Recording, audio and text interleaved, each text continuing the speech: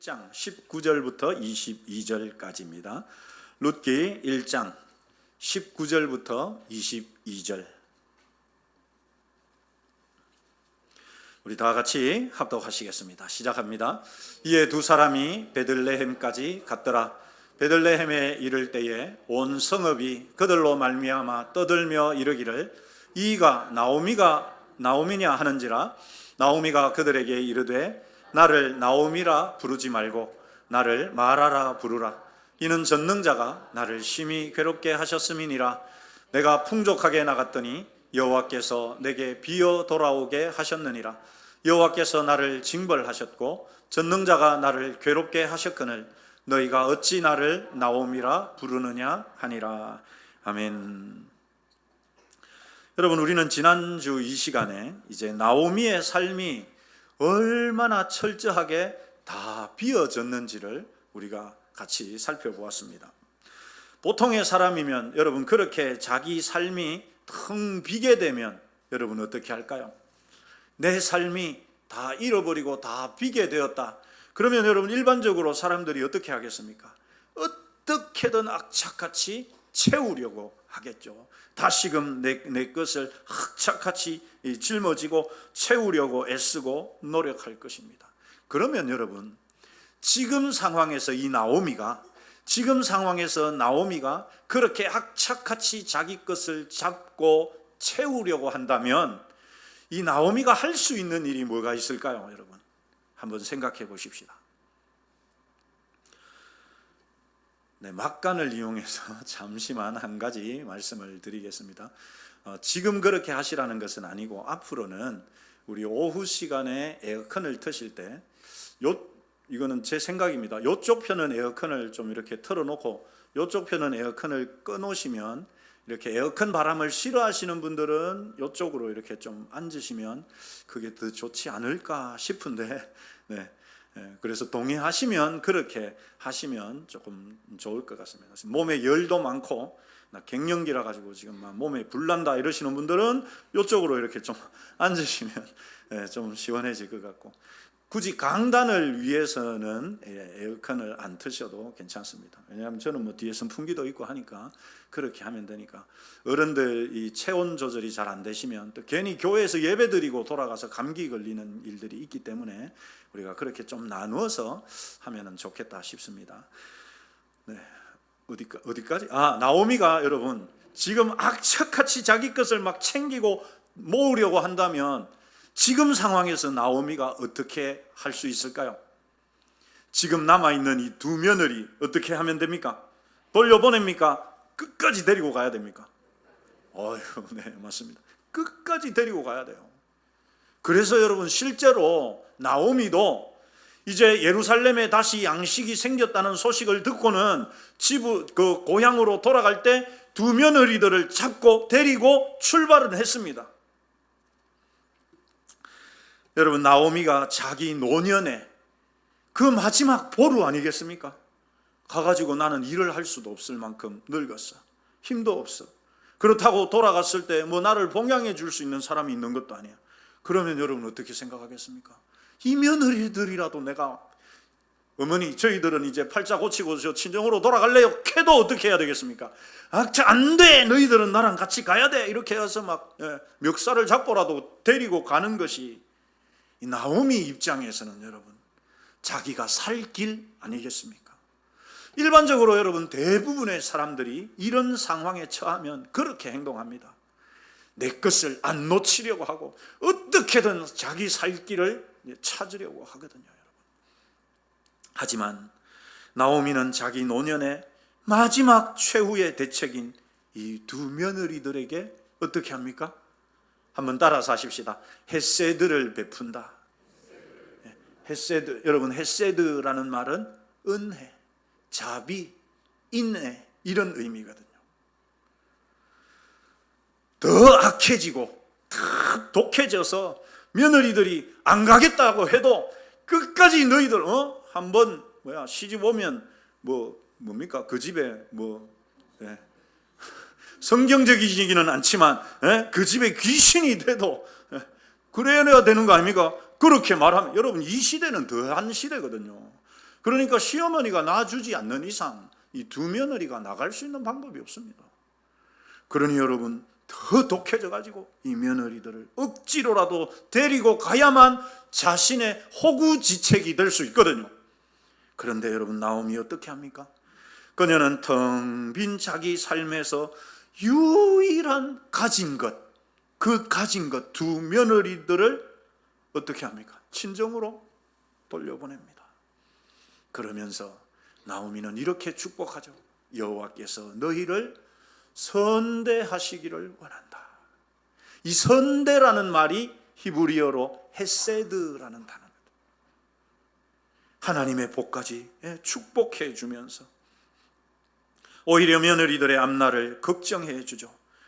그리고는 더 이상 그들에게, 두 며느리들에게 줄 수 없는, 아무것도 해줄 수 없는 자신의 신세를 이렇게 탄식합니다.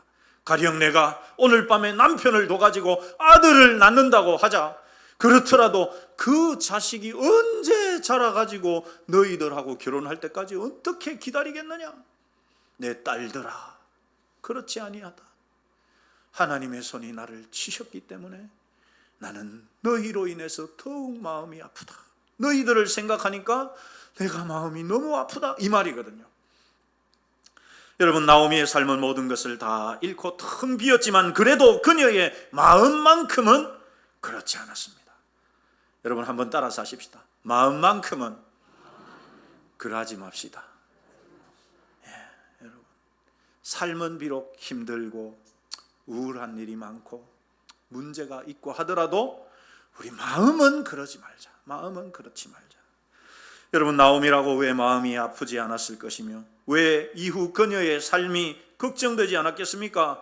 그래도 그녀는 비고비인 마음을 짜고 또 짜고 쥐어짜가지고 마지막 남은 그 은혜, 그 헤세드를 두 며느리들에게 흘려보냅니다. 그녀가 줄 수 있는 마지막 은혜인 것이죠.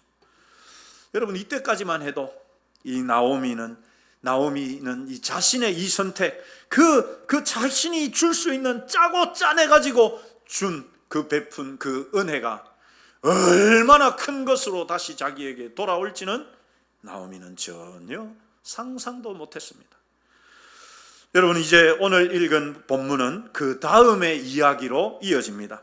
나오미는 자기가 두 번이나 며느리들에게 돌아가라, 친정으로 돌아가. 아니에요, 어머니, 아닙니다. 우리 어머니 따라가겠어. 아니야, 돌아가라.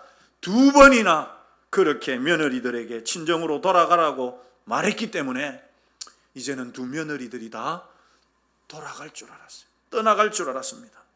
여러분, 그런데 놀라운 일이 일어나죠. 우리 같이 읽어보십시다. 시작합니다. 그들이 소리를 높여 다시 울더니 오르바는 그의 시어머니에게 입맞추되 룻은 그를 붙쫓았더라. 여러분, 전혀 뜻밖의 일이 일어나죠. 한 며느리는 입을 맞췄다는 말은 무슨 말입니까, 여러분? 작별의 인사를 했다는 말이죠. 오르바는 떠났습니다. 그런데 룻은 여러분 어떻게 했다고 말합니까? 시어머니를 붙쫓았더라. 언젠가도 제가 이거 말씀 한번 드렸는데, 여러분, 이 붙쫓았더라라는 요 단어는 창세기 2장 24절에 나오는 똑같은 단어입니다. 창세기 2장 24절에 무슨 말씀이 나오는데 같이 읽겠습니다. 시작합니다. 이러므로 남자가 부모를 떠나 그의 아내와 합하여 둘이 한 몸을. 여기에 이 합하다라는 말, 요것과 똑같은 단어입니다. 이 합하다라는 단어, 붙쫓았다라는 단어는 여러분, 두 사람 사이를 본드로 딱 붙였다는 말이에요. 어떤 물건 두 개를 본드를 가지고 악교로 딱 붙여갖고 절대 떨어지지 않게 만들었다는 말이거든요. 이 말은 룻이 시어머니를 따라가기로 얼마나 강력하게 마음 먹었는지를 보여주는 단어입니다. 딱 달라, 시어머니에게 딱 달라붙어가지고 절대 떨어지지 않았다는 말이거든요. 그러니 여러분, 얼마나 강력한 의지로 시어머니와 함께 하려는지를 잘 보여주는 것이죠. 이런 이 룻의 마음은 그녀의 말에서도 알 수 있습니다. 여러분, 룻이 뭐라고 말하는지 우리 같이 읽어보시죠. 시작합니다. 룻이 이르되 내게 어머니를 떠나며 어머니를 따르지 말고 돌아가라 강권하지 마옵소서. 어머니께서 죽으시는 곳에서 나도 죽어 거기 묻힐 것이라. 만일 내가 죽는 일 외에 어머니를 떠나면 여호와께서 내게 벌을 내리시고 더 내리시기를 원하라. 여러분, 룻의 마음이 느껴지십니까? 내가 어머니 떠나면 하나님이 벌을 쏟아 내리셔도 마땅하다, 그럴 정도. 어머니가 죽는 곳에서 나도 거기에 죽어서 묻힐 겁니다. 이럴 정도로 여러분, 룻은 강하게 시어머니를 따라가죠. 사랑하는 성도 여러분, 저와 여러분에게도 이런 만남의 복이, 사람의 복이 있으시기를 축원합니다. 언제나 나를 지지해주고 나를 믿어주는 사람, 나를 신뢰해주는 사람. 여러분, 옆 사람이래 한번 보십시오. 옆에 분이 나를 그렇게 끝까지 믿어줄 사람인지 중간에 배신 때릴 사람인지 여러분 한번 둘러보십시오. 옆 사람에게 같이 한번 이렇게 인사하십시다. 끝까지 같이 갑시다. 그렇습니다, 여러분. 이것이 텅 빈 나오미의 삶에 비로소 시작된 하나님의 헤세드, 하나님의 은혜가 다시 흐르기 시작했다는 것을 보여줍니다. 그래서 오늘 본문의 제목을 텅 빈 삶에 다시 흐르는 헤세드라고 정했습니다. 여러분, 이것이 하나님의 은혜의 시작이에요. 왜요? 왜 여러분 하나님의 은혜입니까? 하나님의 은혜가 아니었다면 룻도 어떻게 했겠습니까? 시어머니 떠났죠. 그러면 어떻게 됩니까? 정말 나오미는 아무것도 없는 천지간에 의지할 때도 그녀를 섬겨줄 사람도 없는 그런 환경이, 그런 처지가 되는 것이죠. 그가 며느리들에게 베푼 그 작은 친절이 결국은 최고의 선물이자 은혜로 그녀에게 다시 돌아왔습니다. 바로 며느리 룻이 그녀와 함께 하겠다고 결심한 것입니다. 그런데 우리는 여기서 친정으로 돌아간 룻의 동서, 이 오르바를 비난할 수는 없어요, 여러분. 왜 그렇습니까? 인지상정이에요. 아무리 생각해도 시어머니 따라가면 여러분 어떻게 됩니까? 고생문이 훤해요. 고생문이 훤해. 눈에 뻔히 보이잖아요. 그녀의 상황과 마음도 얼마든지 헤아릴 수 있기 때문이죠. 하지만 성경은 이것을 전혀 다른 시각에서 이것을 다룹니다. 여러분, 나오미는 친정으로 떠난 오르바를 가리켜서 나오미가 뭐라고 표현하는지를 우리 같이 읽어보시죠. 시작합니다. 나오미가 또 이르되 보라, 내 동서는 그의 백성과 그의 신들에게로. 여러분, 나오미가 어디로 갔습니까? 룻의 동서가 어디로 갔습니까? 친정으로 돌아갔어요. 친정으로. 그런데 오르바가 친정으로 돌아간 것에 대해서 성경은 이 나오미의 입을 빌려서 어떻게 표현하느냐? 그의 백성, 모압 사람이니까 모압의 백성으로, 그의 신들에게로. 당시에 여러분, 모압에는 그모스라고 하는 우상이 있었습니다. 그 주신이, 나라에서 섬기는 신이었어요. 성경은 나오미의 입을 빌려서 이 오르바의 돌아감에 대해서 뭐라고 이야기하느냐? 그 백성과 그 신들에게로 돌아갔다라고 표현합니다. 여러분, 제가 지난 시간에 룻기 1장에는 돌아간다라고는 이 표현이 비슷한 표현까지 치면 12번이 나온다고 말씀을 드렸는데, 그 12번 가운데서 유일하게 부정적인 돌아감을 표현한 단어가 바로 이 15절에 나오는 오르바의 돌아감에 나오는 말입니다.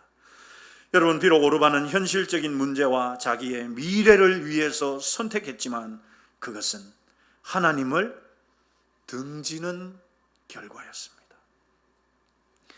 그래서 칼빈은 이 대목에서 인간의 전적 타락 그리고 자유의지의 한계를 이렇게 지적합니다. 여러분, 잘 들어보십시오. 오르바의 선택은 결코 악한 것이 아니었습니다.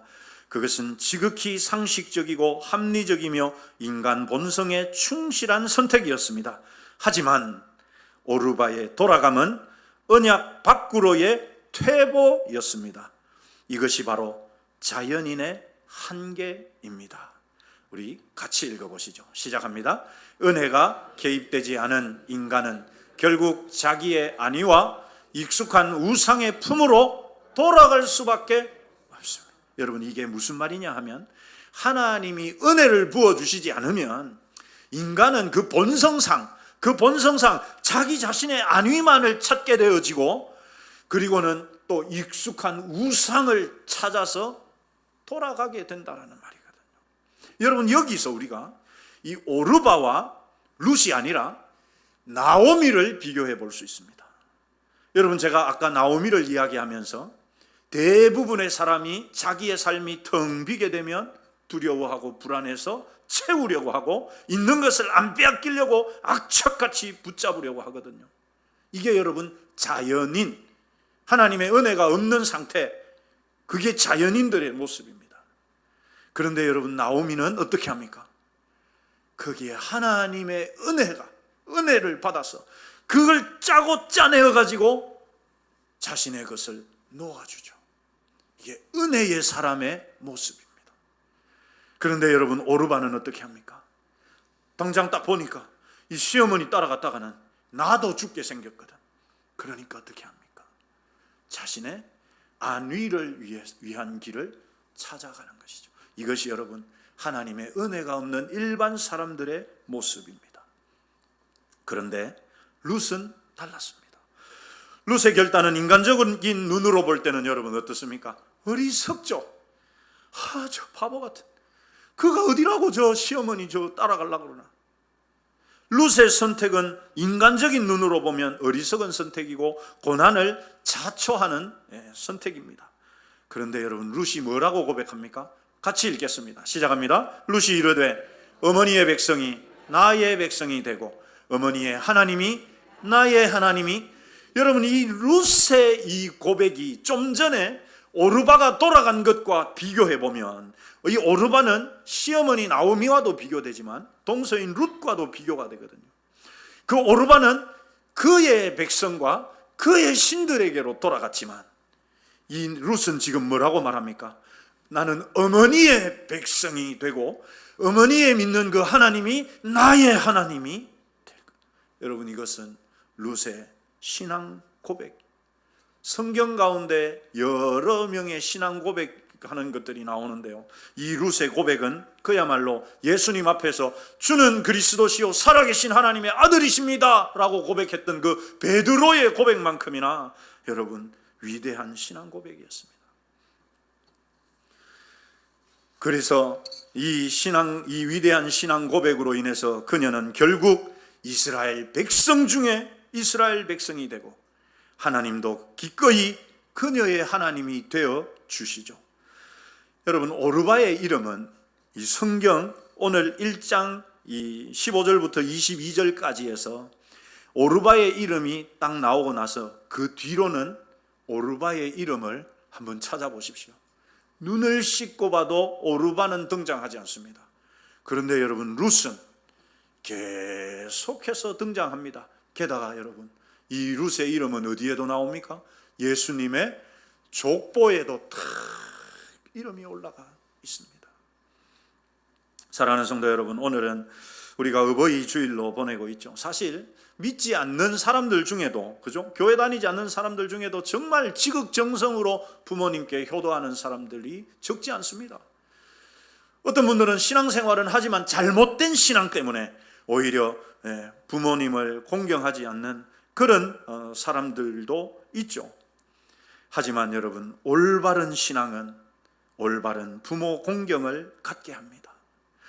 이 오르바는 결국 상황과 형편을 따라갔지만 룻은 오히려 신앙 때문에라도 시어머니를 붙쫓아서 공경합니다. 그래서 참 신앙인은 부모도 진심으로 공경하게 되어 있습니다. 그렇게 해서 여러분, 나오미는 자기를 따르는 룻과 함께 고향 베들레헴으로 이제 돌아옵니다. 그런데 돌아온 나오미의 고백을 보면 그녀는 지금 자기 옆에 있는 이 며느리가 얼마나 복덩어리인지, 얼마나 큰 하나님의 은혜인지를 당시에는 몰랐던 것으로 보이죠. 사실 우리도 여러분 어떤 내 삶에 막 어떤 극적인 반전이 일어나고 막 눈에 보이는 큰 일들이 일어나야만 하나님이 나와 함께 하시는구나, 나를 도와주시는구나 이렇게 생각합니다. 하지만 우리가 앞에서 확인한 것처럼 룻이 그의 동서 오르바처럼 나오미를 떠나지 않고 나오미와 함께 베들레헴으로 돌아온 것 자체가 이미 하나님의 은혜가 그 텅 빈 나오미의 삶에 흐르기 시작했다는 증거입니다. 그러나 나오미는 자기를 맞는 고향 사람들에게 이렇게 말하죠. 우리 같이 읽어보십시다. 시작합니다. 나오미가 그에게 이르되 나를 나오미라 부르지 말고 나를 마라라 부르라. 이는 전능자가 나를 심히 괴롭게 하셨음이니라.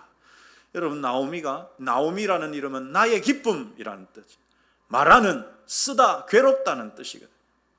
그러니까 여러분, 나오미가 자기 자신을 환영해 주는 마을 사람들에게 마라라고 부르라는 말은 아직 나오미는 내 삶에 하나님의 은혜가 흐르고 있다는 그 사실을 깨닫지 못한 것입니다. 여러분, 그런데 게다가 나오미는 이렇게까지 말합니다. 우리 21절도 읽어보시죠. 시작합니다. 내가 풍족하게 나갔더니 여호와께서 내게 비어 돌아오게 하셨느니라. 여호와께서 나를 징벌하셨고 전능자가 나를 괴롭게 하셨거늘 너희가 어찌 나를 나오미라 부르느냐 하니라. 여러분, 이 말을 하는 나오미의 마음이 참 얼마나 고통스럽겠습니까?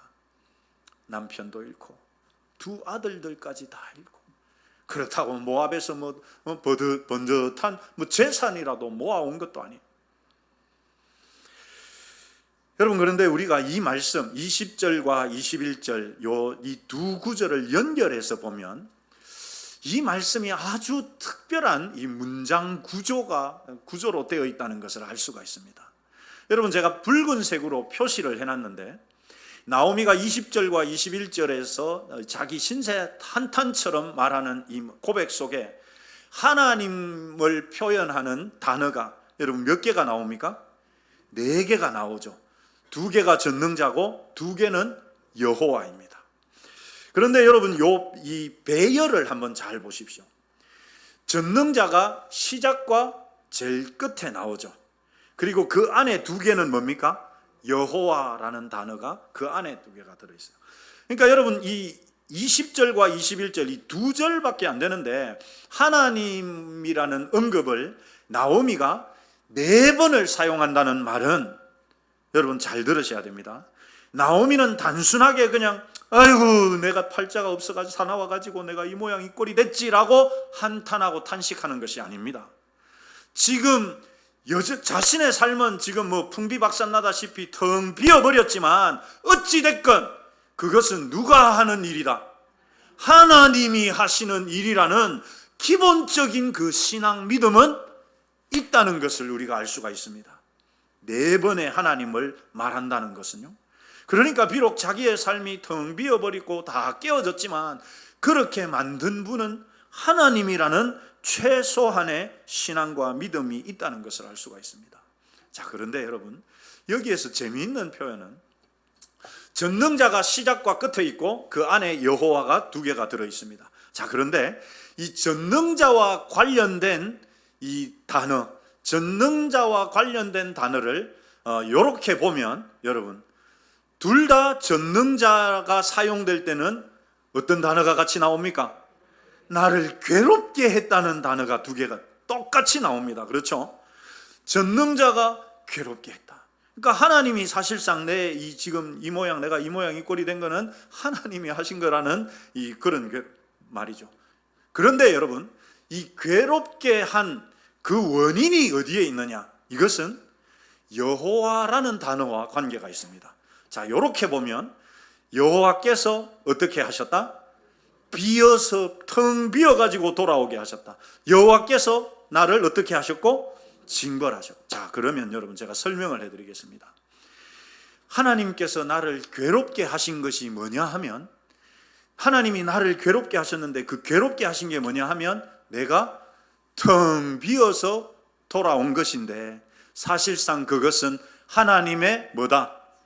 징벌이다라는 이 구조가 나오게 되는 것이죠. 그러니 여러분, 나오미는 지금 이 상황에서도 최소한 하나님에 대한 신앙은 붙잡고 있다는 것을 우리가 알 수 있습니다. 나오미는 자신의 비어 있음을 숨기지 않아요. 그래서 자신을 맞는 그 고향 사람들에게 그렇게 말하죠. 그리고 나오미는 자신의 불행을 운명이나 아니면 재수 탓으로 돌리지도 않습니다.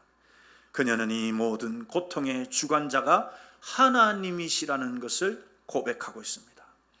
마치 여러분, 구약의 의인 중에 한 명으로 인정받는 욥의 고백과 닮아 있습니다. 우리 욥의 고백 같이 읽겠습니다. 시작합니다. 주신 이도 여호와시요 거두신 이도 여호와시오니 여호와의 이름이 찬송을 받으실지니이다. 여러분, 욥도 그렇지 않습니까? 이 말을 하는 욥도 텅 비었습니다. 10명이나 되는 자식들도, 그 많고 많던 재산도 가축도 하루아침에 다 텅 비었는데, 주신 이도 하나님, 가져가신 분도 하나님. 우리 한번 따라서 하십시다. 주신 분도 하나님, 거두신 분도 하나님. 그래도 여러분, 이왕이면 주시면 좋지 않겠습니까? 그렇죠? 비록 지금 나오미의 입술에는 원망 섞인 절규가 터져 나오고 있지만, 그래도 모든 상황의 주권자로 전능자를 부르는 그 믿음의 밑바닥에는 이미 회복을 향한 싹이 트고 있다는 것을 우리가 이 나오미의 하나님을 부르는 이 말에서 알 수가 있습니다. 그런데 여러분, 그녀의 상황이 달라질 것이라는 이 암시와 복선은 또 있습니다. 우리 마지막 22절 같이 읽겠습니다. 시작합니다. 나오미가 모압 지방에서 그의 며느리 모압 여인 룻과 함께 돌아왔는데 그들이 보리 추수 시작할 때에 베들레헴에 이르렀더라. 여러분, 드라마, 영화 같은 것을 이렇게 보면 재미없게 보는 사람들이 있습니다. 재미없게 보는 사람이 누군가 하면은 영화나 드라마를 그냥 뭐 그런가 보다 하고 그냥 그렇게 흘러가는 대로 보는 사람이에요. 근데 여러분, 좀 재미있게 보는 사람은 어떤 사람이냐 하면, 여러분, 이게 드라마를 쓰는 작가나 그것을 만드는 PD가 그냥 만들지 않거든요. 드라마 곳곳에, 영화 곳곳에 복선을 깔아둡니다. 복선이라는 말은 앞으로 요런 일들이 일어날 거야 라는 힌트를 주는 것들을 곳곳에 넣어놓거든요. 그래서 드라마나 영화를 진짜 재미있게 보는 사람들은 그걸 보면서 그걸 잘 찾아냅니다. 그러면 앞으로 이어질 내용들까지도 다 깨게 될 수 있어요. 그러면 여러분, 영화나 드라마를 보는 이 재미가 배가 됩니다. 성경을 읽을 때도 마찬가지예요, 여러분. 성경을 읽을 때도 이 검은 거는 글씨고 흰 거는 종이구나, 이렇게 읽으면 이게 하나도 재미가 없어요. 그런데 여러분, 성경을 진짜 재미있게 읽으려면 이런 복선들을 성경의 저자가 하나님이 이걸 기록을 하실 때, 야, 내가 이런 거 살짝 넣어놓거든, 너희들 그거 한번 찾으면서 읽어라. 그러면 여러분, 그걸 찾으면 눈이 번쩍 뜨이면서 성경이 정말, 야, 진짜 하나님 말씀이네, 이렇게 되거든요. 이 22절에도 그래서 하나님께서 앞으로 나오미의 삶이 풍성하게 될 것이라는 복선을 깔아놨단 말입니다. 그 복선, 이제 눈에 보이십니까? 그게 뭡니까 여러분? 그들이 언제 돌아옵니까? 하필이면 보리 추수할 때 돌아온 거예요. 봄에 여러분, 춘궁기 때 돌아온 게 아니고 그들이 베들레헴에 딱 이르렀는데 마침 보리를 추수할 때라는, 그렇다는 말은 하나님이 요 단어를 통해 가지고 앞으로 이제 나오미와 룻의 삶이 추수하는, 이제는 거두어 드리는, 그동안은 텅 비어서 다 빠져나갔는데 이제는 거두어 드리는 때가 도래한다라는 것을 복선으로 심어놓은 겁니다. 그렇습니다. 하필 나오미와 룻이 돌아온 때가 보리 추수를 시작할 때였습니다. 신학자 싱클레어 퍼거스는 이 부분을 강해하면서 우리 눈에 보이지 않는 하나님의 섭리의 손길이, 우리 눈에 보이지 않는 하나님의 섭리의 손길이 나오미의 귀한 일정을 정확하게 추수 때에 맞추어 조율하셨다. 이렇게 해석합니다. 여러분 이해가 되시죠? 우연이 있습니까? 없습니까? 없습니다. 우연히 어떤 일은 일어나지 않습니다. 다 하나님이 조율하십니다. 딱 상황과 상황이 딱 맞아 떨어지도록 하나님이 조율하시는 하나님, 하나님이 내 인생을 그렇게 다스리시고 섭리하신다는 사실을 믿으시기를 축원합니다. 내 삶이 텅 비었다고 여러분 마음까지 믿음까지 다 비어버리면 정말 아무것도 남는 것이 없습니다.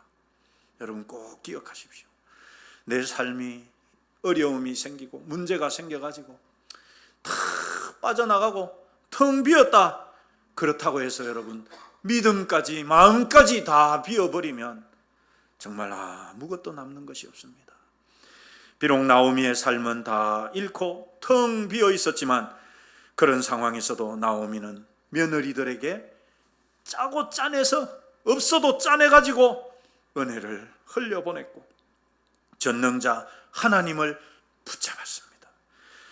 그랬더니 아무것도 없는 그녀의 삶에 복덩어리 며느리 룻이 그녀를 딱 붙어가지고 쫓아오게 했습니다. 그리고 그들이 베들레헴에 돌아왔을 때는 춘궁기가 아니라 풍성한 수확을 하는 추수기였습니다. 이것이 텅 빈 나오미의 삶에 비로소 하나님이 다시 하나님의 헤세드, 하나님의 은혜를 흐르게 했다는 것을 보여줍니다. 사랑하는 성도 여러분, 지금 내가 어렵다고 혹은 힘들다고 더욱 내 것만 고집하고 내 자신만 생각하면 거기에는 하나님의 은혜가 비좁고 들어올 틈이 없어집니다. 그런데 내가 마치 나를 깨는 듯이, 나를 쪼개는 듯이 해서 그 고통 속에서도 내가 은혜를 흘려보내면 그 쪼개진 틈으로 하나님의 더 큰 은혜가 내 삶을 채우게 되는 것입니다. 이것이 텅 빈 나오미의 삶에 비로소 하나님의 은혜가 흐르게 된 것을 보여줍니다. 우리도 그렇게 은혜를 흘려보내어서 하나님의 은혜가 내 삶에 넘치도록 만들어 가십시다. 그렇게 은혜를 시작하는 사람, 은혜를 흐르게 하는 사람 되시기를 주님의 이름으로 축원합니다. 이 시간에 우리 찬송가